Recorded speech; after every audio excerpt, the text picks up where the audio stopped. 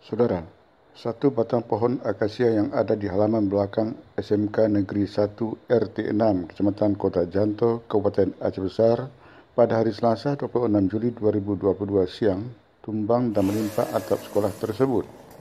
Petugas piket pemadam kebakaran BPBD Aceh Besar Pos Kota Janto menerima informasi yang disampaikan oleh Dewan Guru tentang adanya pohon akasia tumbang di halaman belakang sekolah dan menimpa atap sekolah tersebut.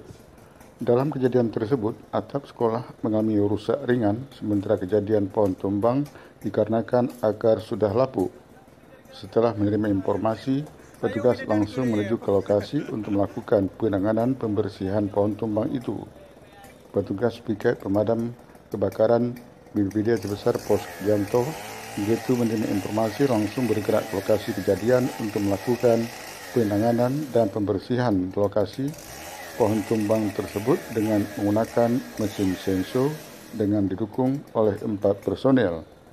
Penanganan baru selesai dilakukan oleh petugas pada pukul 16.30 waktu Indonesia Barat dan selanjutnya petugas kembali ke pos tugas.